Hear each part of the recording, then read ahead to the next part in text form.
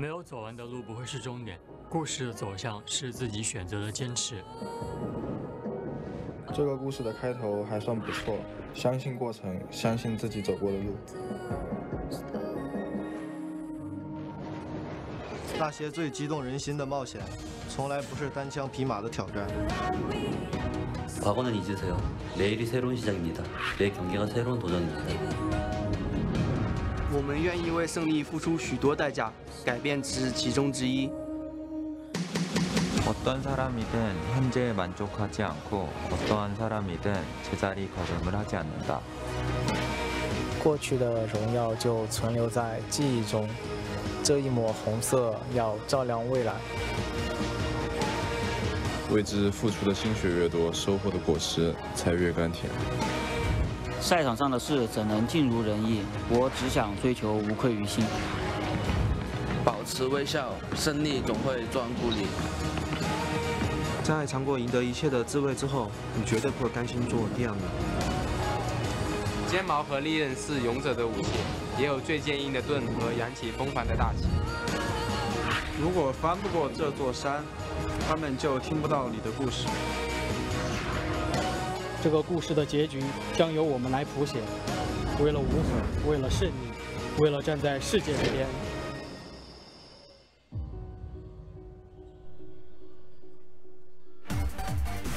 The LPL intro video gets me every single time. Welcome back to the English broadcast of the Chinese LPL. And we're now tuning in to Topsports home arena in Chongqing in the Snake Pit itself. And who's going to be there challenging them today? It's not Indiana Jones, it's actually TOP. So best of luck to them here today. There have definitely been more people escaping the Snake Pit than there were at the start of the Spring Split. Because basically, they were just taking names. Everybody was getting destroyed in the Snake Pit. But for now, it seems a bit like a 50-50 to be honest. I'm Paul, this is Raz. We're going to be taking the desk for the rest of the day. So how you doing, Raz? I'm doing well, I agree holistically with you. Snake's been having some troubles, but I love the fact that their play has been really catching up to the meta. So I don't know, TOP, they're gonna have a little bit battle to go up against here. Yes, and no, right? Because they're self-inflicted troubles, I think, for Snake, because they are just trying everything right now. They are indeed the mad scientists of the LPL, but boy is it fun to watch, because you don't know what's going to come out of them. I'm not sure if the Snake coach knows what's going to come out with them, because it seems like SOFM is the ringleader. You see him on cams, and he's just like, alright boys, we're going to be doing an Ivor and Rengar come here today, and bot lane's like, what? And Snake coach's like, what? And it's like, okay, lock it in. And it's like, okay, SOFM, but he's bringing everything to the table. It's a new thing every single time, but what it allows him to do is upset some of the bigger teams in the league, so because they don't know what's going on, but it also means against a team like TOP, who yes have had an upward trajectory, it's probably also a 50-50 on who's going to win. Yeah, I mean, I love the fact that you made a mention of them upsetting teams, because that just happened this week going up against EDG with the same damn style. So Snake as a team is real fun to watch. We make a mention of it every time because they are, as a team, has changed holistically with the subbing of their AD carry, bringing in Houdier in the bottom lane position, and just saying that it's all going to be on SOFM. So that major change makes it so you're going to lose matches naturally. This is not something you've practiced a year in advance. So there's been a massive change, and it's a great investment, saying that we think this is going to last some time. And so if it's the case, then this split will only be a warm-up for us. But at the same time, I think SOFM is, in his own way, very reliable in the sense that he's putting up the numbers, but maybe not necessarily in the champions he's playing. Like, we've seen Kaiser in the jungle as a gold funnel, we've seen Aurelia in the jungle, we've seen everything out of him, but he is actually pretty consistent on the numbers, Raz. Yeah, 28% damage percentage as a jungler. I have literally never seen that before, and that's because obviously with the gold funneling strategies and Snake just hard committing to it, then that's just the standard. Of course, there's an immediate drop off because not every team goes for gold funneling every single game. So XX, his opponent, who's at third place, has 18%. So that's a 10% drop off from first to third place just based off that strategy alone. Yeah, it's gigantic. But to talk about XX, he is vastly improved coming out from now to what we saw at the end of the last split, because XX wasn't having a great time. He was benched at the end of the split, and then we didn't see him for a while, and then he came back swinging in this split. And I think a large part of TOP's success has been on XX back. Two things. You're right about XX, but also BSYY as well. True. TOP as a team has really gotten it together. So a lot of the biggest problems of TOP before is that they were hectic. Their early games were, they were sometimes getting their first blood across, but then they would be a little bit too aggro, too aggressive. They would be starting fights without proper setup. So adding in BSYY, their former coach when they're on Dan Gaming was a major injection for them. So I love to see it, and we get to see players like XX, who we had casted aside, saying that why not just bring Karin in every game.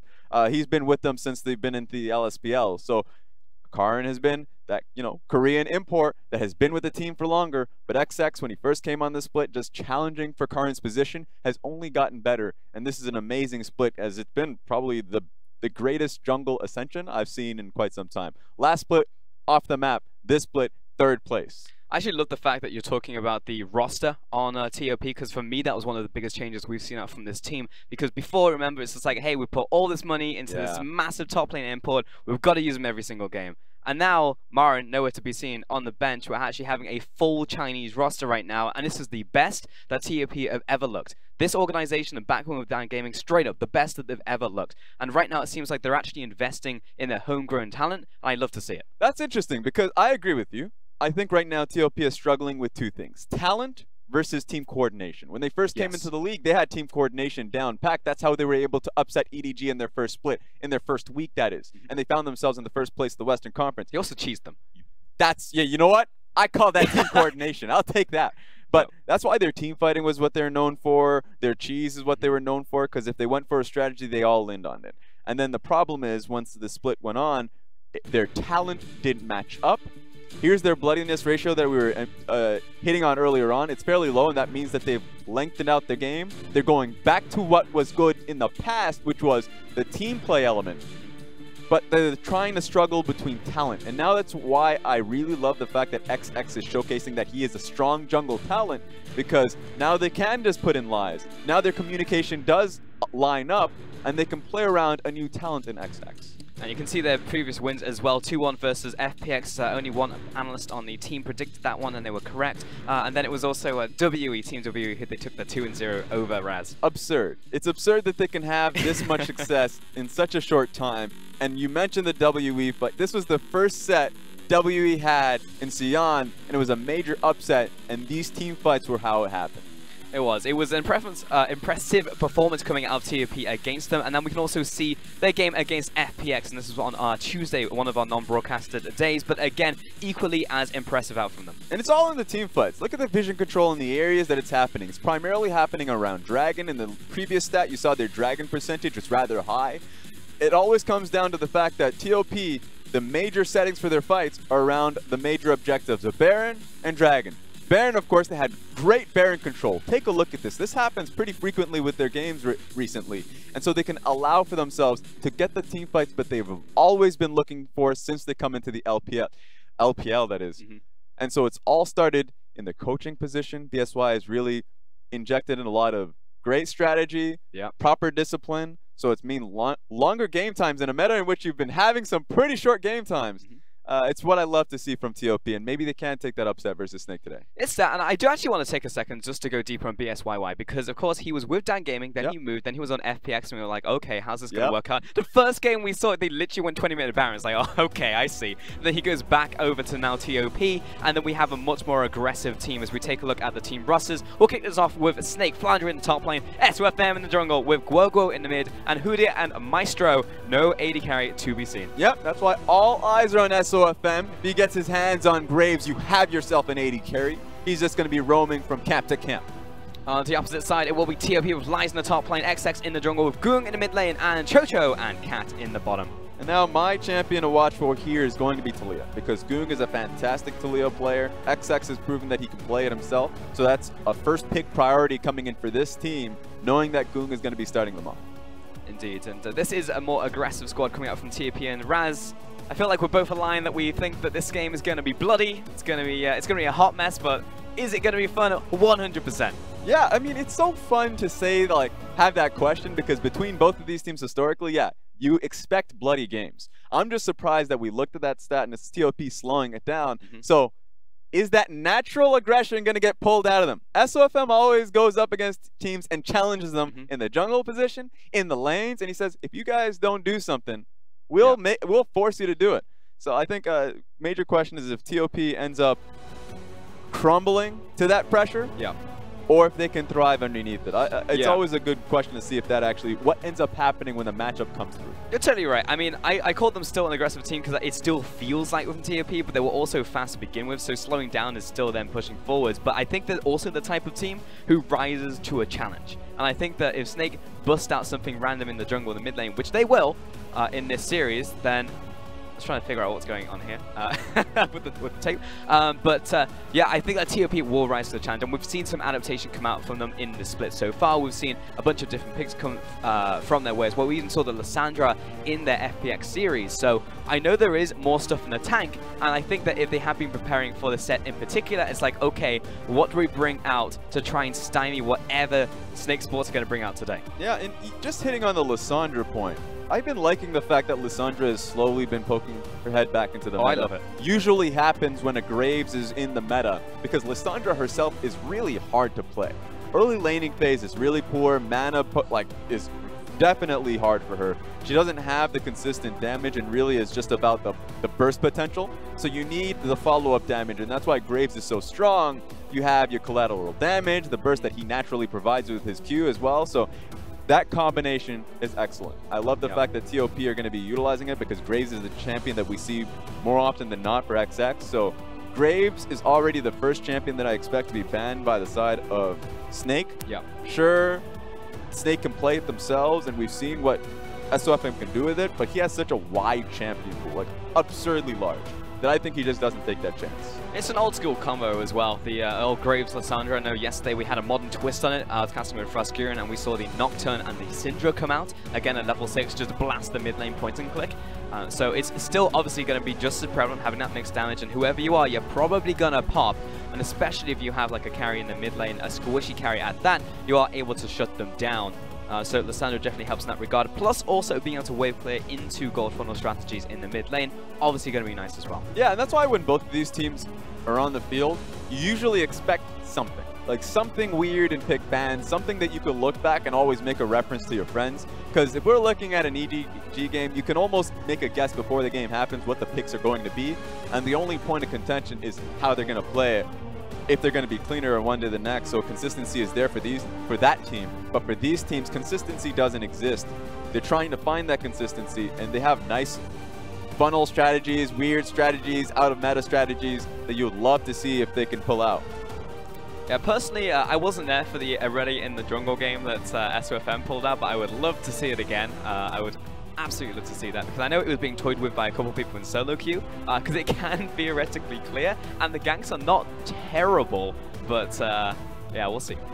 That's the big question, because even though everyone talks about the Aurelia in that composition, what I love about it is the combination of Aurelia and Nautilus. Yes. So the Nautilus makes it so her clear is even better in the jungle. A lot of these single clear junglers like Aurelia and Rengar, you're like, well, it's not going to work, except she's getting a lot of farm in the mid lane, so that's never going to be contested. And the support is always going to be able to help her clear out. So Nautilus makes it so much easier, not only for the clear, but the pick potential of the countless CC that he provides as well. So like an Aurelia walking at you with just a big metal bodyguard. I had to stop there just a second. I thought you were going Bioshock. I was like, that's fine. No, I see it. Just at all times, you can never challenge the Aurelia because you see the bodyguard in the back and you're like, all right, I'm just going to go to the next dealing club. with that Big Daddy. Exactly. And so I would love to see what Maestro is willing to pick up here because, yeah, you know, throw the Nautilus out there, throw the Ivern. Like, his champion pool is actually just absurd, and he's just doing whatever he can to help out SOFM. Yes, but it's also the way that they interact in the micro sense. And oh, Pulse is talking about micro again, but it's very interesting to watch because on the Ivern, he places down the brushes exactly when SOFM wants to reset on his jump, and that is all the way through those team fights as well. That is split-second decision-making. Same on the Nautilus. Follows them around, weakens the weaker camps like Raptors so you can get the Q spam around the camp. It's all these small micro interactions which are fascinating to watch, and it comes from just spending a lot of time playing together. Yeah. A lot of that, a lot of time just communicating. I know a lot of our criticisms for Snake throughout the years have been SOFM coordinating with his mid laner, SOFM coordinating with Tank, with Zatai, and it's always based around communication errors between the two of those. But something you never practice is communication with your support. So I love the fact that I guess last year SOFM had proper communication with Crystal when he was playing Thresh consistently. Yeah. And you're starting to see that with Maestro. It's always difficult. You need to put down the time outside of the games in solo queue. And it seems like that's just been happening because both of them has been on point. I mean, as a League of Legends concept, if you go to the days of old, it's always been about jungle and support when you look for the roams to try and secure that vision. But it's never really gone as deep as, well, the support is now the mid lane, you know? Like, and now it's actually gone a step further. So it's just like, well, if you have that in place already, then congratulations, you're going to be good in this one. But there's a lot of things in this meta specifically that a lot of teams wouldn't have thought about before. And the reason why I think that Snake is, in particular is thriving is because they were already doing this, but now they've kind of been unleashed, right? Like, they can do everything that they always wanted to do. Even when you think about a player like Doinby on Rogue Warriors, still currently undefeated, he always was a tank player in the mid lane. He always wanted to build tank on Victor on a mages and do all of that. Now, it's okay. It's okay to be weird. And it obviously, it makes you a good team because they're currently undefeated. Yeah, it definitely just, it benefits creativity. And I know we're going to have, I guess I can call it secondary match of the week later today, EDG versus RW, that these players, SOFM, Doinby, technically you can say SMLZ as well, players that are so creative, naturally speaking, that they can actually just go on a stage, a large stage, and still perform on a pick you would never expect to come out. This has been really well for them. They've been really benefiting. SOFM has, Rogue Warriors has definitely been benefiting from the meta. And so you'd expect them to start topping the rankings in the Western Conference. And it's all the more important for those two teams, EDG and Rogue Warriors. I'll touch on that again in a second. So we do have an update, guys. You're probably wondering why we're just looking at players, why we're looking at us. You want to see some League of Legends. I never asked that currently, it's not you, Raz. I'm sure in the minds of our viewers right now, some people are going to be thinking that. Well, we do have a peripheral issue on stage currently, so we are just having that one investigated as soon as the referees know exactly what's going on. Well, we'll find out more information, but for now, it should just be a swap in, swap out issue. We've had a bunch of these this week, so it's nothing new. It should be done in a couple minutes. I'm going to make a suggestion. What's that, Raz? To League Ops.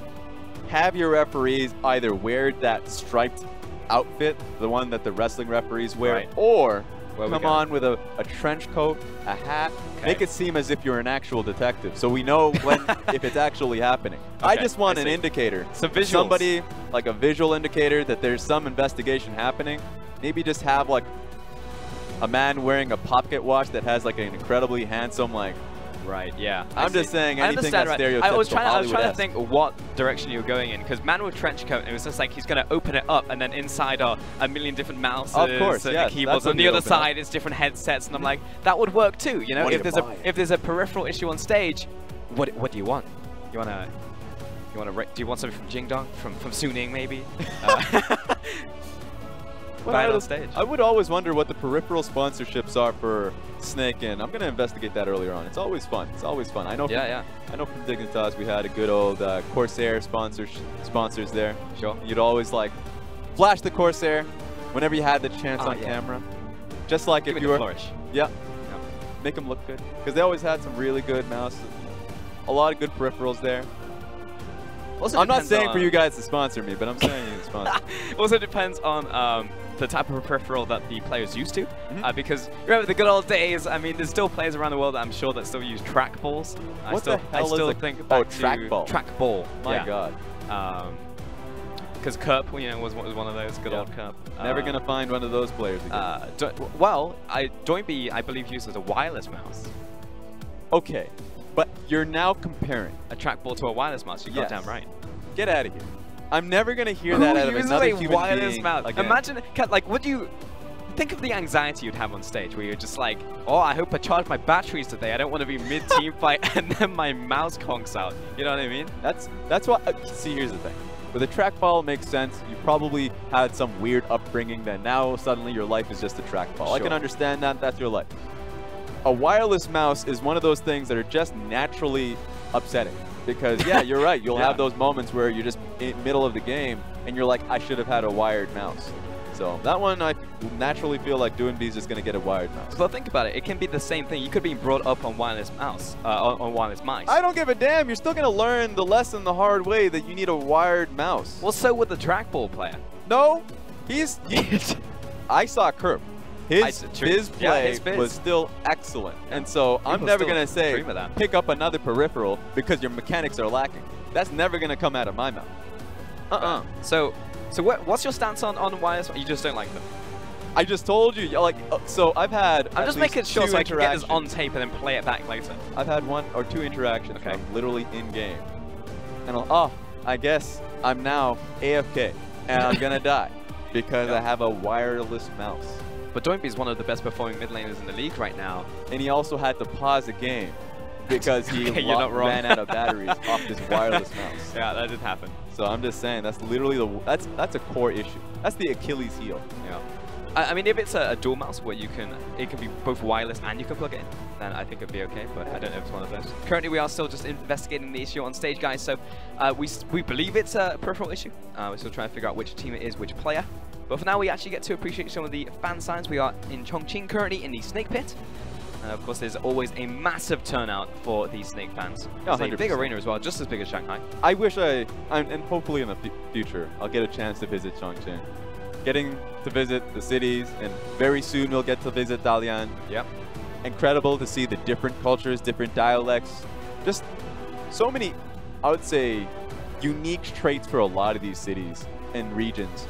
The Sichuan region, of course, is home to both. You went to Chengdu? Yeah. Well, actually, I went to Chengdu too, actually. Oh, you did? Okay, yeah, that's true. How was Chengdu for you? Oh, it was fun. I mean, I didn't get to see a lot of the city, unfortunately, because, you know, we're doing that whole working the event thing. But I would love to go back, actually, because I know you actually got a chance to go around the city in that culture shock, right? Yeah, because there was a fantastic, I would say it was more like a central park. You go there, it was in the middle of the city. You get to see the beautiful, I would say, there was an amusement park element to it. I got smashed in bumper cars. That's unfortunate. There were a lot of 8-year-old kids that now know that they just demolished a black man. But and then you get to the beautiful like environment, like the lakes around the area. It was incredibly large, just within the city, and so you get to a real good vibe of the calm environment. For sure. I mean, what was cool to me, you were having tea in that park. Oh yeah. And someone came up and just had your ears cleaned. Oh. And you know what my ears tell me? What's that, Raz? I think my ears are telling me that we're just about to get into Champion Select. Crystal clear hearing. And that's all because of Chengdu, so 100%. If you want to hear better, head over to Chengdu, get your ears cleaned. And have a cup of tea. And have a cup of tea at the same time. Heck yeah. All right, we're getting into game between Snake and TOP. Or at the very least, Champion Select. Nocturne, Talia, and Lucian will be advanced from Snake. On the opposite side, TOP will remove the Graves, Braum, and Tarek. It will be a first pick of the Vladimir. Now it's a real challenge to Snake whether or not they're going to continue on with their gold funneling. Now they have the Nautilus that I once mentioned. So the Vladimir is 100% going to the bottom lane with Guoguo. You just want to see if TOP's bans are worthwhile, because Tarek and Braum 100% are great detractors to Graves and Master Yi. I'm surprised that they took out both Braum and Graves. Haven't seen a lot of Braum. Actually, Braum and just any random AD carry work very well. I think it's just the fact they're trying to hit as many partners to potential duos as possible from Snake. So all three of those will pair with something. TOP will first pick the Swain. Now I've seen a bunch of bot lane Swain, but also an equal amount of mid lane. Camille also coming for them as well, another flex pick for themselves. And on the opposite side, Snake will lock in themselves a Aatrox and a Shen coming in here. So this is interesting. Now, if you've seen any Rogue Warriors games or FLICKR recently with SKT, then you know that Aatrox is a flex pick. And I'm willing to believe that Guoguo can play, but I already mentioned Vladimir's up there, and so that makes things a little bit awkward. So we already see from the first 3 picks from Snake that they have great skirmish and team fighting just around the Shen, Aatrox, and Vladimir.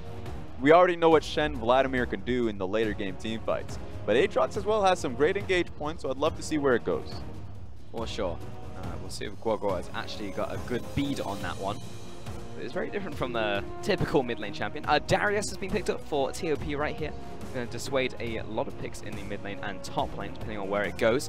Olaf taken away from SOFM here. If they are choosing to go for a more conventional standard jungler right here, Olaf is a takeaway. And I love the fact that Olaf fan, they know that SOFM still plays it quite a bit, and they also know that Shen is another great entry point with the Olaf. So they're just trying to make it as hard as possible.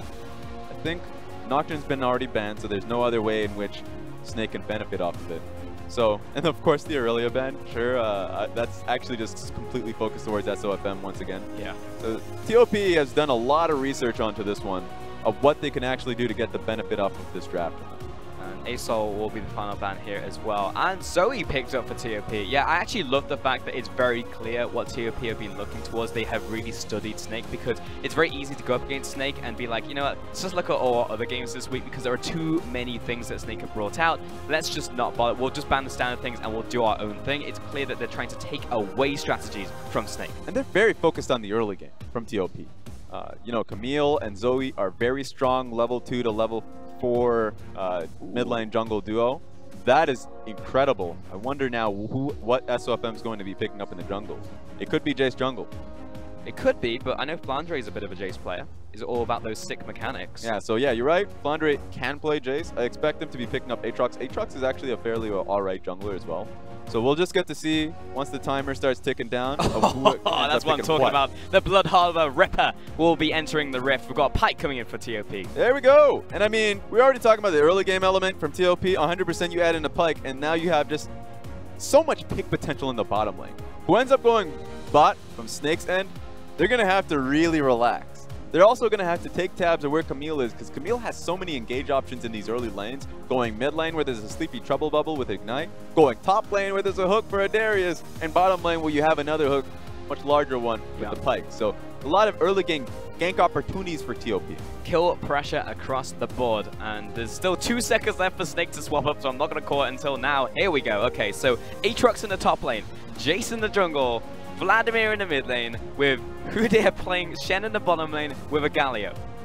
There we go. God bless you, SOFM. This is why you love to see him play. You take as many champions away, and he says, I can literally play any champion in the game. Yep. So you have a carry pick here, and I'm telling you right now, this Jace is not going to go towards tier. He's going to go straight towards the early game damage, and he's going to try and empower as many, I would say, ganks or skirmishes as possible. Jace has a surprisingly a lot of damage in the early game, so it's going to be fun to watch in his perspective. You know, I actually think that SOFM may just win the worldwide award for the biggest champion pool, hands down. Because not only is he not constricted to a single lane, he's picking from every lane, every champion, every role. It doesn't matter. SOFM's got it in his champion pool. But wait, there's more. So we need to also think about in-game where these champions are going to go, because we know the players that are playing them. But in terms of where they're actually going to go in-game, this can still swap up. I will say the one that makes the most sense to me is Shen and Vladimir in the bottom lane. Galio in the mid. Aatrox in the top lane. Galio mid. And Jace jungle. So that's where I see it coming through. The only worry is now that if it's Galio mid, that it's actually just a conventional composition. The Galio should be picking up the majority of the waves. So it's just literally going to be a Jace jungle with no asterisks. Nothing in between. Yeah, it's just a Jace jungle. It's like the mind game on mind game on mind game, and then we end up back at square one. It's just like, wait, that's just Jace jungle now. And this is when I can say that Coach Chris has let them gone wild, man. He's so Coach Chris coming into the team. Of course, the new coach, the new injection of strategy for this lineup, and he's basically told SOFM, you run wild, you do go whatever free today. you want, control the team. You own the budget. And they're 2 and 3 right now, 3 and 2 right now, so it has been working out for them. But we're about to be getting onto the Rift here in the Snake Pit as I hand it over to Chongqing.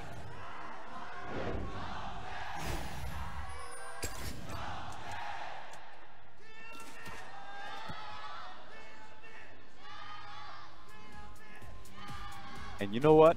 They liked the chants so much that they wanted to take some time and listen to it. I respect that. I like the chants too. Yeah, give me a second, pause the game, and let me just remove an air cup so I can hear them. And let's chrono break it back to minute 1, or second 1, I suppose, so we can hear them get the chants again. Yeah. That's the game. Let's see how many times they actually chant for us. I actually do wonder if they'll chant once again when we get back into game. We were in Shanghai not so long ago. It ended up happening. A lot of the times there's a restart in the game, and they ended up chanting again. So you get those moments, and you're like, man, we got to see how dedicated they are. Yeah. I can tell you with certainty that the Snake audience will do it again. There'll be times where they're, much like the RNG audience, break ranks, continue to chant no matter what. Yeah. There's no such thing as only 3 chants. That's so true. Yesterday, yeah, RNG just popped off. For sure. Yeah, again, it's just a small issue on stage. We don't have an update for you yet, guys, so as soon as we have it, we will send it your way. but I have to assume it is on Snake's side because I definitely saw. Did you see the trench coat? Oh no, I didn't see the trench coat, but I saw Goong's just his head on the desk and he was like, please no more. I feel like that's his natural state. Goong is a very peaceful man. He's at Zen at almost all times. I'm so certain that he has made a friendship pact with EasyHoo. Oh really? No, and Athena. I feel like all three of them. Oh, and SMLZ? No, he's a different case. I'm telling you, just those three Korean players are almost always at ease, always calm, no matter the situation. They're getting camped, I'm calm. Why is SMLZ not part of that, or was that a story for a different time? Well, I mean, you know when those three are happy. Yeah. Just don't know when SMLZ is happy when he should tell. be. No. He's got that smirk. Yeah, except when these guys are actually happy, you see the smirk. You see a real smile. That's true, that's true. Yeah, he's just perma-cool under pressure when he's happy. But, and it makes sense for Goong's case. Goong is always that player that a lot of people will question if he's, if he's washed up. I've heard that when he was playing in the LSPL as well. He's been there for quite some time, a surprisingly amount of time. And it's always the question is like, oh, his career is over. We haven't heard of him in a year or so. So let's move on to the next player. And then he comes into the LPL based off his fantastic Talia performances. You're like, I guess we have to talk about Goong again. They're like, globally, people almost always want to write off the old veterans. But then they come back and smack some sense into you. I mean, at a certain point, it's kind of fun, right? It's like, oh, is he washed up? Is he going to be good again? You've got all these young upstarts. Hey, like last split, when it was basically the split of like new AD carries coming in, Aibo was having his first like proper split coming through. Jackie was coming of age and back onto like Invictus Gaming. And then you got the old guard. You got players like Uzi. Well, I think Uzi showed the entire world that he's still got what it takes to be the best. Yeah, I mean, Uzi is a perfect example of both veteranship and skill. And so there'll be times where you do have to make choices on your team. If you find a young blood that is super well skilled, a strong individual, but they don't have the experience, the veteranship, the leadership, and you're like, we need the leadership. We need to be able to like set people on the right path. I think Goong provides that. So it's a great example for TOP in which they can swap between Goong, and at the time they had Chi, or at least in their mid lane, but of course they haven't been utilizing it for quite some time. Now they have Korn, and so you get to see both of them that are actually both veterans. They're both the same thing. And so they definitely provide direction for the team. All right, we do have a small update, guys. It's not that the cameraman has fallen over. It's that we should have 3 to 5 minutes is what I'm hearing. We don't know what the issue is, but I'm having to assume it's still the same peripheral issue. So that is our tentative. I've just confirmed it was the peripheral issue, so we're just getting that one swapped in and swapped out, and hopefully we should be able to head back into game again. If there's a bigger delay, we'll inform you, or if there's a shorter delay, then we'll be in game. And you can obviously see yesterday, I know I was told it was 3 to 5 minutes, and 20 seconds later we were in game, and I was like, heck yeah. That's what I like to be told. You always want to overshoot, and then feel surprised when you're in game earlier. And you never know how quickly you can resolve these peripheral issues. I remember I've had a few of them in the past, and you just realize it's like you have a locker room in the back, or at least sub-peripherals that you can always go to if you don't have it. That's just always the case because you never want to come into a stadium with your one peripheral. It doesn't work, and then you're like, alarm, alarm. So yeah, they do have and sometimes when you plug it in, it doesn't work either. You plug it in, it's like da-da-da, and then nothing happens, and it's like, are you kidding me, mouse? Like, download your software. I'm actually currently having that problem with my own PC at home, so I actually have to forcibly reattach it. So I know how that feels, man. I think we all do. Anyone who plays video games or even uses a computer knows the pain of sticking in a mouse and it's just like, not recognized software. And you're like, are you kidding me? And you're just like, and then you plug it into a different USB and it's like, okay, maybe it's that port. And it still doesn't work. And you're like, all right, well, do I just need a new mouse? Like, just try everything in the You try everything in the kitchen book. Even the Super Nintendo method of just blowing in the cartridge. And you're like, actually, there's no such thing as a cartridge, but it looks like a cartridge. So I'm just going to blow in it and hope for the best. Man, I totally forgot about that. I know some of our viewers nowadays, I don't even know if they ever use cartridges in their life. I remember back when I was a kid, for sure, you would do the blow method on the cartridge, and it would work more often than not as well. Yeah, it would. And I'm always concerned about those because I remember one of my baseball Super Nintendo games, literally just like there was something inside of it. Like I would just kind of rattle it and there's definitely a broken piece of something, but it would work every time. But it was probably like plastic, right? Yeah, if it's plastic, it's whatever. Yeah, exactly. Yeah. So there's a lot of plastic in those things, so that's very fair. But those things were definitely trucks. You throw them off a building and they would still work. after you blow it in the cartridge. So it's like, that's just the life of a built like they used to, Raz. You know, back in when we all had Nokias and you could just throw them off a skyscraper and it'd still work at the bottom. You know. That's why I hated discs. The N64 is all good. I hated discs. Going into PlayStation 1s and all that, and you're like, well, you can't blow this to work. It's scratched. It's done for life. You're like, all right. We've got to go back, is what I'm saying. Back to the cartridge days. Yeah, I'm always down for that. I'm always down for that. It's gotten more complicated. Now you just have to look for this individual file that's messing up. And then sometimes you'll never find it. Sometimes you just have the weirdest solution to your problems. Exactly. It's probably because it's not physical anymore. So you can't just like kick it and then it would just suddenly work, you know? I will say right now, that's something you can never convince your elderly. That it's like, you know, my mother, my father, they know the cartridge days. And they think everything works like a cartridge. So like I just had experiences when they're like, why isn't this TV or this flat screen or this PC isn't working?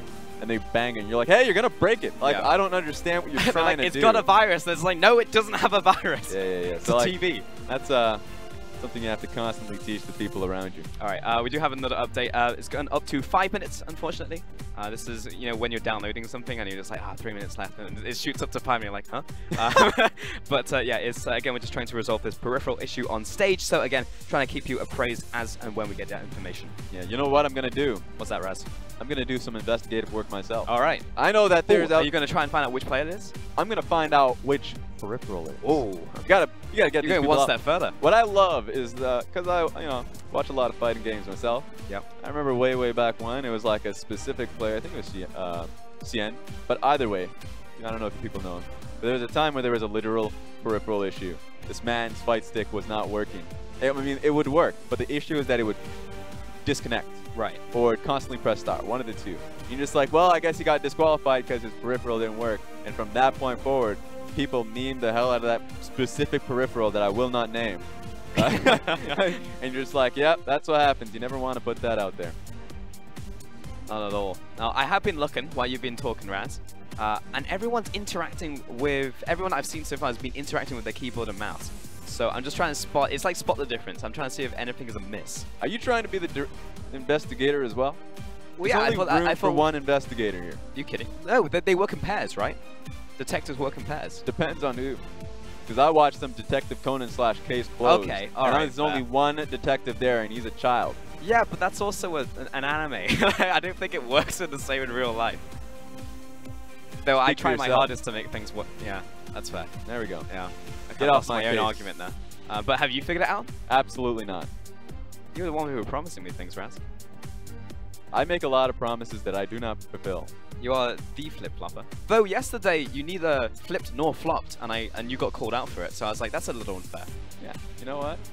I'm gonna start calling people out in this broadcast. Yeah. Because I go down with the ship now. Yeah, you do. Now I'm on that ship. I'm the captain of that ship. Yep. There's no new captains. My name will go down in history. Yes. In a blaze of glory. Yes. Did you go for IG yesterday? Yes, I did. Yeah. You were with PP the cat? Yeah. Very cute cat. Unlucky. Hey, you know what? Good. Predicted the first 2 games, to be fair, PP. You're right about that. And my thing about PP the cat, because I knew of this cat before we even did this segment. Right. Because I've been a Weibo fiend as of late. And the one pet that I've been following is PP the cat. Because SNG as a team have been hard pushing their cat. Because she is the cutest creature in the world. Top tier, 100%. And that's why you always want to keep your pets as babies. Once they get grown up, you're like, all right, this is now. You give them an Everstone so they never evolve? Oh my goodness. It's always a mean thing to do when you keep your Pokemon from evolving. Is it? I don't know if it is, because you literally just said the same thing about PP. Anyway, guys, we have swapped in and out the peripheral in question. All right, these cameramen are too good. They've stopped me from identifying who it was. Yeah, they really have. Yeah, we don't know which player it is. And just like the penguins of Madagascar, you didn't see anything, just smile and wave. Oh, he's run! Oh, it's him. Oh, I guess he's probably just gonna shoot to the restroom real quick. That's always a possibility, man. When you get into these long pauses, you need to get it out there. Yeah, it's also totally fair, because it's just like, you're like, okay, I can last like 30 minutes. We've gone for a mid-game composition. We're gonna be ending in 30. I'll go afterwards. Yeah, and right now we're in a pause. And you gotta gauge yourself, because both of these teams, we already made a mention that they can go, turn into a very quick game. just based off of the natural instinct of a lot of these players and teams. But strategically, we're talking about the stats based off of what they've been forcing themselves to do. Snake is a pretty long-term team. They're the longest game times for themselves because even though they would get the early advantage, they've tapered their aggression once they've had the lead to kind of just base their focus around the vision control that they have. So, I mean, if you need to empty your bladder, please do it because this could either go quickly or it could go very long. Yeah, you're in for the long haul. It's a possibility. Very, very true. I remember a few days ago when Korn was actually tagged in for TOP over Gung.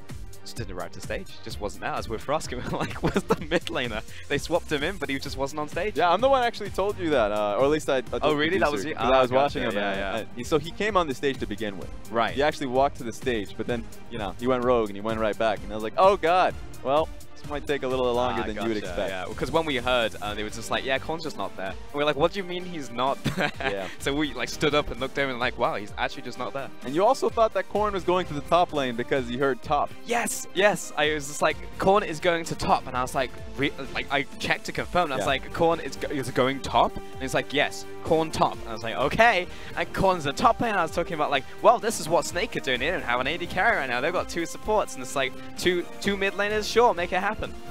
And that's what's fun about TOP is literally you get all of the proper, you know, memes and all that. You look at every TOP fan and audience member, you're like, top Marin. You see that on almost every sign because people, of course, people will always talk about Marin as the top laner for the team and blah, blah, blah. And you're like, all right, well, they've all caught on to the joke. And the worst thing is the point you mentioned. You never want to say top because when you're in game, there's a top lane. That makes things very awkward, and your point can be very muddled very quickly. Very true. My producer just poked me. It's like revisionist history. You're right. I took some liberties with the story. We are still waiting, guys. You can't be trusted. I think right now we may just be waiting on players to take a restroom break and come back. Hopefully the peripheral in question is all good, but we will only know when we get into game. So let's look back at the champions specifically because I want to prepare myself for what we're about to get. Yeah, remember we have a Jace jungle if you have just joined us. Yeah, and that's what's fun is that we do have a Jace jungle, but I'm actually going to direct my attention to the TOP composition right quick before we talk about the Jace jungle. Because even though, yeah, Jace should be a lot more aggressive, he's not going to be the farm jungler, or at least if he does, then we'll have problems in that regard. But, oh, you even have the picks here. Now, thank you, Mr. Producer. I love you. So, Pyke, Zoe, Camille, there's a lot of pick potential from that alone. And even though you would look towards TOP's composition, you'd say, well, where's the semblance of team fighting? And you'd look towards Swain, but Swain just also adds to the pick potential. So TOP is very much hard focused on vision control, or at least that's their key to victory here. Yep. So TOP needs to have their lanes proper really early on, need to work around XX, get deeper vision, so then Jace has a very tough time if that happens. Because he can never set up for the poke that he wants to be able to set up for if he's looking to walk in towards a specific lane for either a skirmish or a poke off of a tower. That makes it so much harder for him because he needs vision control to actually properly land that shock blast combination. So that's where I'm looking at Snake. They need to break that up a little bit. They need to make it harder for TOP. I think if there's a real lengthier team fight, Snake wins just because of the Aatrox, Galio, and Vladimir combination. That alone is pretty strong. So large 5v5, Snake. Skirmishes and just raw laning phase, I'd give it a TOP. Absolutely, and to jump off of that point, talking about Swain right now, I actually have come around on Swain a lot, especially when paired with another champion who has a skill shot displacement, that type of thing, because we saw it yesterday with Morgana, and specifically into the Vladimir matchup, because I was talking to Chang Mao, one of the Mandarin casters, about this yesterday, and it's actually just impossible. Eventually you're going to get hit, and to be fair, Zhao, who was just not good at dodgeball that day and was getting hit by everything, but at a certain point, it's impossible to dodge every never move, every hook coming in from the Pyke, or every donk binding coming out from Morgana. It started out with Fury. Fury was the first player in the LPL to pick up the Swain bottom lane. And the best thing about it was initially it was just a specific Vladimir counter pick. Vladimir is known for just losing out lane push a lot of the time and is just known for getting into the later team fights after the laning phase is done and over with. So putting him in the bottom lane, it's fair. He's really gated by, sure, a few levels. Getting to level 9 is wonderful, but his key item spikes are what really makes Vladimir going into these team fights. But Swain, pushes into him consistently. Also has great pick potential, and even though you can pull out of one of them, all you need is the follow-up of, like, in this case would be a pike hook, and then you can just pull him out because that's your passive as a Swain. So Swain works so well within the laning phase, but then you mentioned everyone's starting to pick him up now because if you look towards LCK, same thing happens here. There's so much kill potential, not on just the pike, but normally you see Morgana in the bottom lane now, either as just a hard support or as the one that's getting the farm. Yeah, the true bot laner. So the kill lanes are ridiculous as of late. You get to see a lot of pick potential there just because you're right. You throw enough dark bindings, you throw enough E, it's going to hit, and there's going to be follow-up there. So you're either dead or you're going to have to base. So that's why, even though a lot of my focus is going to be in the mid lane, as we're back in the game, anything happens, anything goes in the bottom side of the map. All right, let's see if the audience is feeling another chant. I'm more than happy to give you your moment in the sun. They're not goldfish. They already sent them their energy. That's true. But it was a while back, Raz. You're right. A reset. We'll see if we'll see how dedicated they are. Yeah. All right, we're onto the Rift once again. And we have been going for a couple seconds, so I think we confidently say that the peripheral issue is done and dusted. And we have TOP versus Snake. Now, let's take a quick look at those keystones, see if there's anything out of the ordinary. I'm seeing a lot of normal stuff. I will check in on SOFM. He is taking the Ares into domination. So there we go. Of course, you would expect Aerie, just because has the proper skirmishing and poke potential. I just want to see where Jace goes. His pathing is going to be important. Oh my god, are you kidding me? This is just another gold funneling, isn't it? Yes, it is. Because obviously the conversation, if you've just joined us, we were talking before about if there's going to be a gold funnel, is Maestro going to be picking up the farm on the Galio? I also remember TOP banned away a lot of the supports from the mid lane, so this might be an adaptation from Snake to say, well, we don't need Braum, we'll just take a Galio. Yeah, and you can see it based off the items alone. Maestro does have his support item, so this is going to be another gold funneling towards Jace. You would expect it to be. It would be awkward if it was just Jace alone without the support of, you know, waves and CS. That would make it very hard for him. That being said, now you just get to see what a Galio without farm looks like. We've seen some Galio support in the past, in the LPL as well. We have. The problem is mostly in the fact that Galio is great with items, great with tanky items, and so, or AP items. So he has a lot of great scaling ratios. What the heck? What? Okay. All right. Mission so abort. Let's abort it. Let's break down the crime scene here. Well, we can see where the Jace died. Yeah, there's the white chalk. And now Zoe was around the area. And the paddle star was loaded. Let's take a look. So there's no support from the side of Camille. She's not in the area. It's literally just a 1v1. Excellent. Well, that's unfortunate for SOFM. You get those moments where he just hard focuses on the 1v1 and then forgets that Maestro is not in position and he's just taking the full brunt of the damage. So, unfortunate start of the game for SOFM. Real unfortunate. And problematic. There you go. You can see some of the stats between Snake and TOP, the split so far. Actually, Snake very far ahead in terms of pretty much all metrics. Kill participation, was per minute, etc. Just looking towards bottom lane once again, right? That's always been Snake's style, though. Split after split, they've always had the most wards placed, wards killed. That's mostly been on SOFM, and that's been what their coaches have injected them. And yeah, we're going to see bottom lane get hammered. But I love the fact that Snake as a team has always focused on vision control. How they utilize it has been what's been the problem, because they've always been jumping the gun in the previous splits. This time around has been working a lot better around it. Yeah. Gung himself as well. High kill participation in the mid lane. Down to percent also high for mid laners, and KDA everything up there. So Gung also been performing well this bit. He has been a large part of why TOP has also been doing well alongside XX in the jungle. How well he's been performing so far. So it's not just been a single person affair. TOP really have all just come together. People always forget about the team coordination. I mean, when TOP was doing very poorly, the first blame went towards Gung naturally because his individual play was coming, is falling down, but also just team play when he's playing Malzahar. There's nothing, nothing naturally happening around it. He would just be wasting summoners. Oh, that's a lot of great damage happening down on SOFM. But this time around, as you can tell, he's been working very well with XX. That has naturally been the 2v2 that's been working well for him, so his stats have been boosted.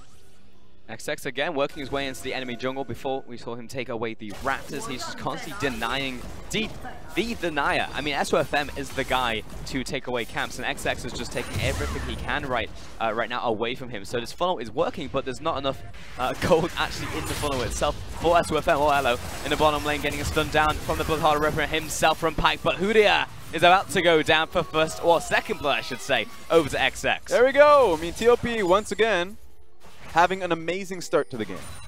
And here's the thing. You're right about the whole jungle steal situation that SOFM historically known for having those invades stealing consistently. It's actually XX who's above him currently. Third place, 18 camps stolen across the split, while SOFM has only had 9. And the reason for that is not because he's been slipping up. It's because when you have these gold funneling compositions, you're not invading as much. You're actually just looking to take as many camps, and you're in the mid lane far more often. So SOFM has actually had to take a step back in gold funneling to just actually lane. I mean, right now, I'm just looking towards this whole game, and FLICKR actually just getting bodied. Mid lane ahead in this 1 versus 2. XX is unfreed and been ganking Flandre. This is not going well for him. He knows he can trade up because he's got his passive, his Blood Well there, and also he has a bit of extra healing because he's below third, so he gets extra healing. So Lies just needs to be careful. Also, the way that Flandre was positioning and the lack of vision from the TOP top laner means it's like, surely there's got to be something coming my way, but they're both mid. Oh, and he gets to see them too. I love the fact that redemption is an item for this man. Love it. No sarcasm involved. Anyways, top lane, you're right. Right now, a lot of focus is on, and pressure is on Lies, as we get to see what's happening here. The wall, portal jump, super soaker. But Lies as a top laner in this game is actually all in on the laning phase. He's been heavily pressuring the Aatrox. He's built 2 Doran's items, the shield and the blade, so he can actually output pressure. If he falls behind in any of these skirmishes, makes a single mistake, then his early game is kaboom, because he's already invested the gold into his lane, and it hasn't been working out. So right now he's keeping on par in terms of CS, and what he wants to do is just have the pressure here. So far, so good. He's just been playing a little bit too close to his cards. He has, again, trading up in the bottom lane. We've got Cat versus Udia. And Shen versus the Pyke matchup. And Pyke's just going to get these more advances there, just clearing away that ward. Again, Goong pressuring into the enemy jungle. And you can see just the amount of wards that have gone deep into Snake's jungle right here. TOP have really been controlling this one. Large part of it has been this 2 versus 2 in the mid lane. Yeah, Snake need to start combating that, just because not only Goong and bottom lane clearing out control wards makes it easier for Zoe to head towards the bottom lane, Pyke to go towards the mid lane. It frees up their pick potential a lot more. So it allows for the steals like this to happen. If SOFM can get a proper clear mid lane, he can start contesting that, place a control ward of his own. He doesn't have one, so he'd have to go back to base first. XX thinking about starting off this dragon here. He has been warded, so Snake are fully aware that this is happening, and you can actually see bot lane is already preemptively pathing upwards to try and stop this one. This is a really, yeah, you're right about this being a risky play. He needs to get out of here. Oh, flash force from Guoguo and XX. He's going to get a small heal, but the Dragon's even chiming in. Here's the extra shielding coming out, and somehow he's going to survive. Oh, Guoguo 6 down from the Ignite. Hudia in from the bottom lane, about to fall as well. Chocho takes him down with the Ascension. Double snipes come through. Goong with 2. 2 for nothing, and if you could check on it, XX has 1 HP. Somehow survived after all is said and done, just because, you know, the smite being put down on towards the dragon, he healed up just a little bit more, and so he's able to come out that positive. Incredible overall from TOP to bring in the members and to fight back.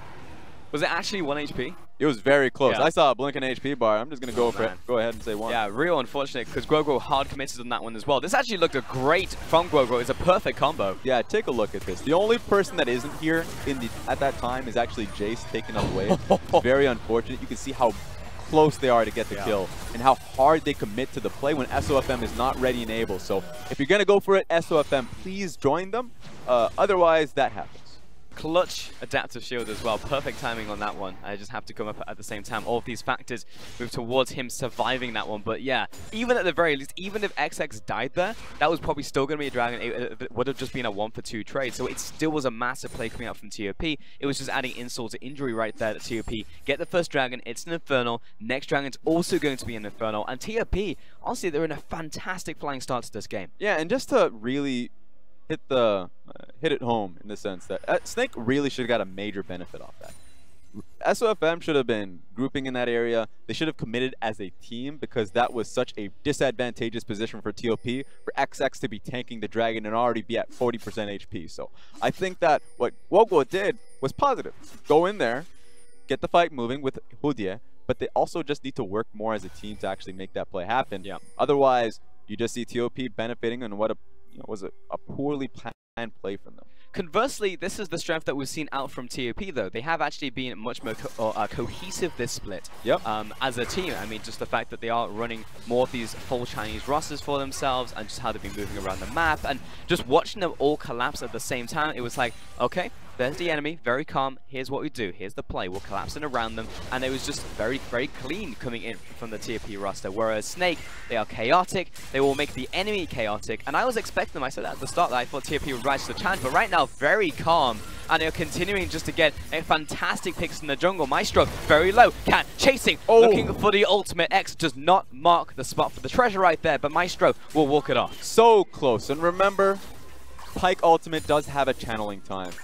He almost got it, but ultimately he doesn't get the execution.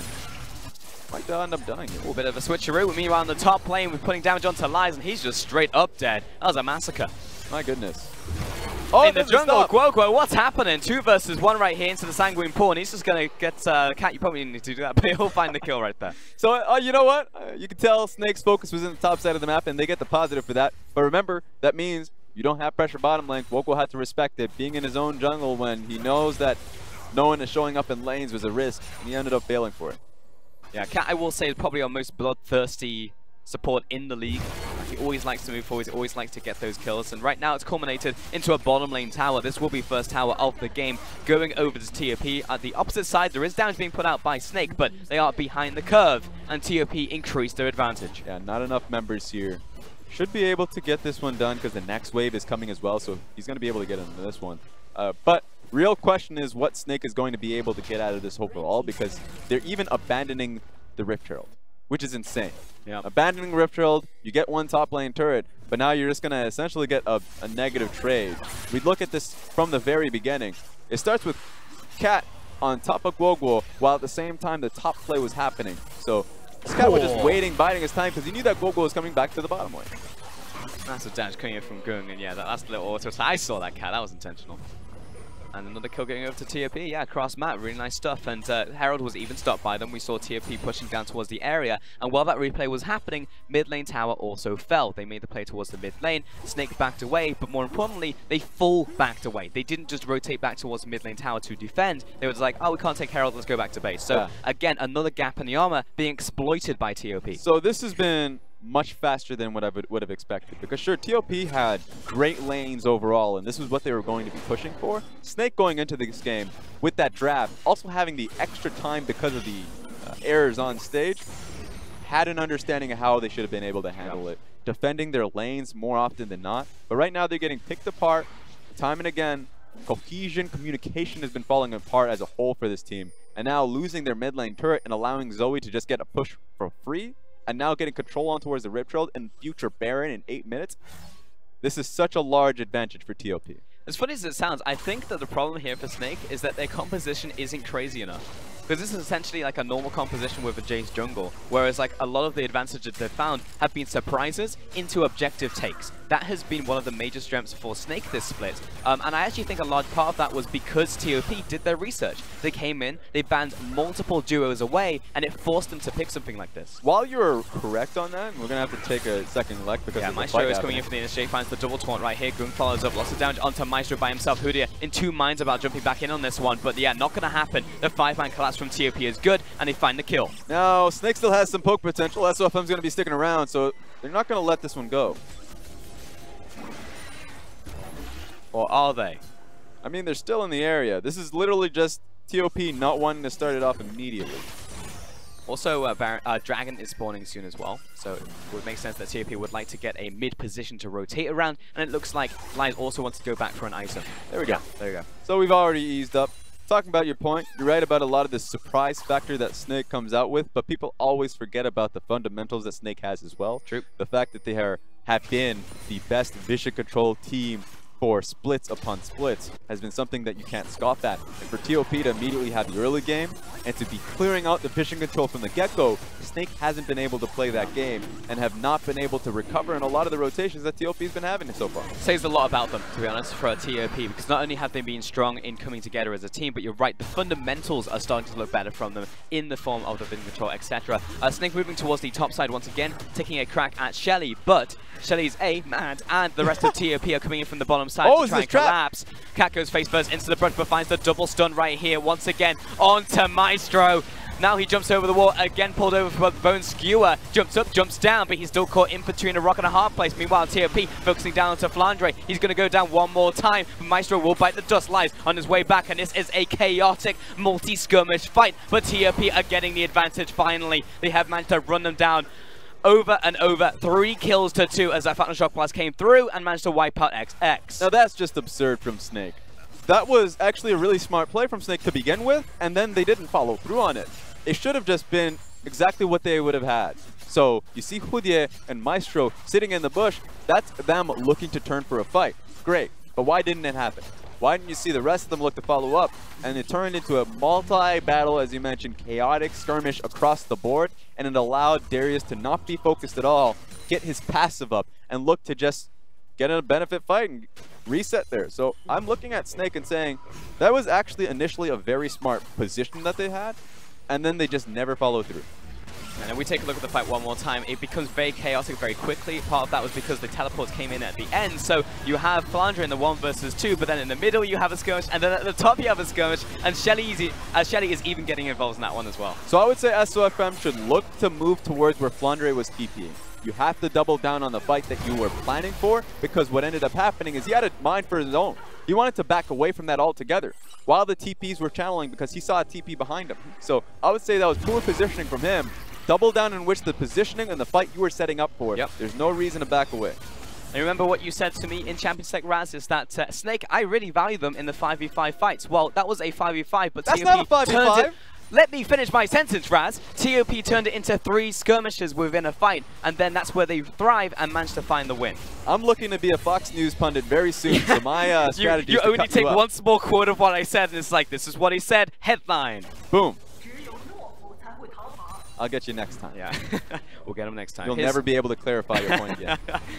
There we go. TOP did manage to finally take the Herald, however. We'll bring it into the top lane, get this charge, will just be a speed up on a play that was already happening. But they could definitely continue to push up here. They have a small minion wave, and I think next wave is Cannon. And take a look at Zoe. She had a push in the mid. Oh my god, there's that. Okay, you know what, Darius, you run wild, son. You do what you have to do. So now it looks like Lies is having a good thing in the bottom side of the map, while Goong was pushing up mid. And the entire team, the entire map for TOP is actually just doing well across the board. Yep. Are you kidding me? Yep, third charge from Shelly. Oh, half health on the tower. Hudier getting locked down as well. And Cat is even pushing forward. He can do whatever he wants on Pike. And it's 18 minutes. Give me a and fourth. we are sieging the inhib. Shelly comes in again for the 4th charge. That was an absurd push. That was top tower into inhib in 1 push. Because they didn't have a response. Snake sent Aatrox to the bottom lane. Why is he here when there's a play setting up top lane? Why is he trying to make the outplay happen? I mean, sure, he thinks he can make the kill happen. Sure, God bless you, maybe you do. But even in a situation in which Aatrox gets the kill, top lane still ends up happening. Yeah. So there's just a net negative for Snake with him being bottom lane. He just needed to be there to cut off the Rift Trail coming through. Come in at threatening a flank so they at least don't follow the Rift Trail and they can start poking it down, but that didn't happen. So it's just unfortunate. You can see Snake is starting to fall through just based off the strategy and the communications alone. I mean, obviously, it just looks like tilt at this point, to be honest, because what does that even do? Like, he gets the kill, he gets the Alator, great, but then you still lose inhib anyways. And we take a look at the gold totals and straight up, TOP are just ahead all over the place. They're 8,000 gold ahead right now. And TOP, they're even pushing into the bottom lane. Yes, I appreciate the Snake are pushing out because they know the 3rd dragon is going to be another Infernal. But look at TOP's inventory, Raz. They have they have 6 wards, 6 control wards ready to place down. They are not going to relinquish control over that dragon area. Yeah, I mean, naturally at this point, if you're Snake, you just have to push TOP away from these dragon and Baron objectives and force them to address the pushing lanes. So Snake really should just find any way to push mid Bottom lane, anything far away from the Baron buff. The unseen cat, the unseen bone skewer, and the unseen stun. Flandre, I mean, there's nowhere to run, and he's also got his blood well passive that will have to be burnt off this one. So Goon will find himself another kill. Just goes from bad to worse. And right now you can see that they're setting up for the bottom lane push while Jace is in the top lane, so he's going to have to base for the inhibitor challenge, but I don't even think he's going to be there for that. So you can see that they're just not expecting any of the pressure TOP has been putting down. I think right now, Snake, it might actually just be better to reset and look towards the second game right here in Chongqing, because TOP are just running them over. Again, another great bone skewer coming in from Cat. That was a flash away right there. Okay. And XX leading the charge on to this inhib once again. These shock blasts, you want it to be doing more in this mid game. This is where Jace is meant to be strong, but not happening. I feel like XX is having some fun. I know last split got a little bit of trouble while he was laughing last time around. This time around, you can laugh all you want. You're having a good time this game. Oh, look at his face. Stone cold killer. Oh, he's done. He's done laughing. Yeah. Laugh no longer. He's here to take some names. Snaker at the top of that list for certain. All right, here's the third and final Infernal Dragon. I mean, yes, TOP have done very well this game, but the stars have definitely aligned for them once again. Triple Infernals coming into this. And that's probably going to be not only one nail in the coffin, but like 3 more nails in that coffin. Like, Snakes seem unbelievably dead. Yeah, they're definitely getting an assist from the stars above. Yep. Macho Man Randy Savage giving the Heaven's Gates elbow drop. I'm telling you right now, it's one of those. You look at the composition TOP had, and they probably would have won this game with the greatest of ease regardless. But you're right, get that triple Infernal, and they're saying, no way is Snake going to find a way back in on this one. You think so? Though I've seen crazier. By which I mean, I've seen the first series of the day. Yeah. OMG versus FPX. Not going to spoil the result, but if you watch it, you definitely should be. Here comes XX jumping onto SOFM. Where's the gold funnel? I'm going to trade my life for this one. Just kidding. Just trading my Guardian Angel. Udyr coming in for the dunk. Slam, bam, thank you, ma'am. It's time for Darius to go off. Double kill coming in for the Darius. He chases down everyone else. Jumping in, 1 versus 5. Give me that one too. Chocho will steal that one away, but 4 kills to TOP, and they're looking for the win. And they better be running this composition back again, because the thing I love to see is a Darius throwing out his execution ulti and a Pyke doing the same damn thing at the same damn time. I love it. I don't know what happened there. I think Zoe just died to the tower, but it doesn't matter. TOP gonna come in for the game 1 win. 22-minute demolition of Snake. Shock and awe in Chongqing. They would expect Snake, second place team, doing so well in the spring split, come into this split, and they're now losing a TOP, a team that were just not having it last split. So right now, definitely is a changing of guards. Yep. Snake has to stand their ground in Chongqing. They cannot allow TOP to just pass them in the rankings. I think TOP had the number, to be honest. They have done a huge amount of preparation, not in terms of just the draft, but also how they approached the early game. They knew exactly how to dissect what SOFM was trying to do. Also, it helped that SOFM just power entered into Zoe at level 1, but those are just small things to the bigger picture. That was TOP just taking them apart. You're right, and the bigger picture matters, because the changes you see for the TOP from one split to the next is it's absolutely nothing. Because they have, in terms of their roster. Yes. Because roster-wise, Marin comes in later in the last split, but you see the team and you're like, well, they're still going to be in the bottom of the ranking unless if they have some real changes across the board. But they only had another change to their name as well, and it was BSYY. BSYY coming back into the roster, and so for the team, for the organization. And you know what he ends up doing? Drafts like that, play like that, where they can able to execute so properly on it. Vision control is so much better, so much cleaner now. And they can confidently put Lies back in. And you would never in a million years look at Lies versus Marin and choose Lies over that. But because of their practice getting better and better, and because their communication as well, they can run that, man. Yeah, just really good clarity coming out of that team. I'm going to take a look at one of the replays from that game. Once again, it is just the Infernal Dragon fight coming out here out of TOP. And this was huge because it was the initiation coming out from Snake. But even if they get this kill, they still would have lost Raz. Yes, but I still think the initiation is fine if Jace is there to begin with. Imagine a world in which Jace collapses along with him. Maybe you can even bring in, actually, no TPs in the top lane. That's even a bigger positive, that there's no TP from, there's no TP advantage there. So you would have just have full bottom lane from Snake, along with Galio and Jace, making the kill happen on XX. That kill will go through. They'll be able to bounce out. That's a positive. But because XX his team is able to come in first, suddenly that's easy for them to support their jungler. And even when Snake were trying to make cross-map plays and it was just like they were attempting to do something towards the Herald, they back away, and then we had this kind of dance back and forth between the two teams, like who's going to get it, who's going to be able to pick it up. And in the end, TOP were like, well, let's just fight. And then they just fight around the Herald, and it was that triple fight within one. It was a 3-in-1 special. And again, if you're looking at skirmishes, TOP are going to come up trumps. And just take a look at Lies and Cat.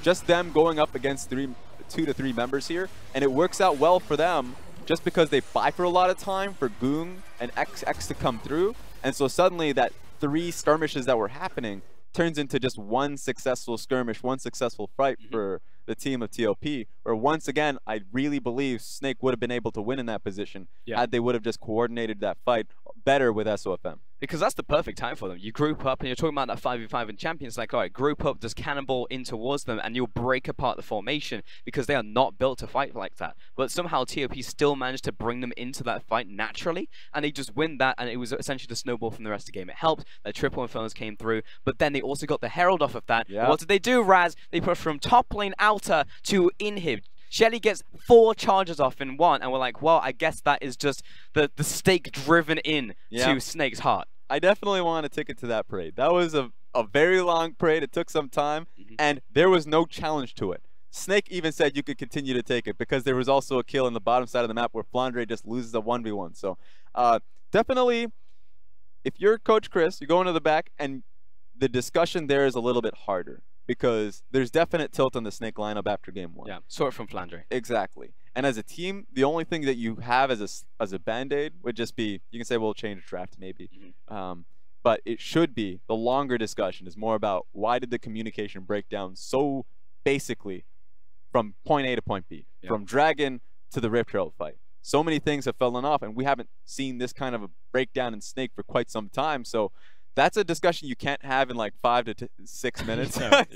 You really, it feels like Snake can only really do is like, well, we'll get a better composition. We'll try and challenge them in the early game a little bit more. It falls back on prep. It's just like, what else do we have left in the tank? Do we have a secret weapon that we can bring out? If yes, then do it right now in game 2 to try and win this series. On the opposite side, though, Goong will be taking our MVP, our man of the match, in this first game in the Snake Pit. So congratulations to him on this one. On his Zoe play, 41% of the team's damage. And he just keeps topping the ranks in kill participation as well. So he has the damage to boot, and he's sharing the wealth. That's what Goong is here for. If he succeeds in lane, he's going to allow you to have a piece of the pie. Yeah, 100%. And we're talking about him pre-game as well. This guy, cool as a cucumber. This guy is like in that extended pause, he was just zen.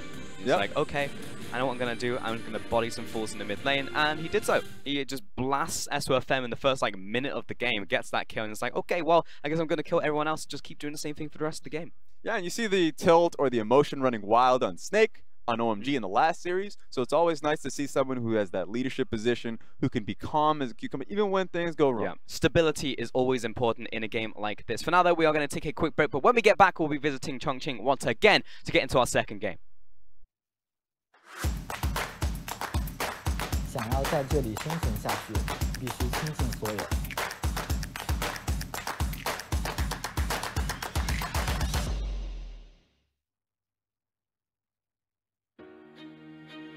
Thank you.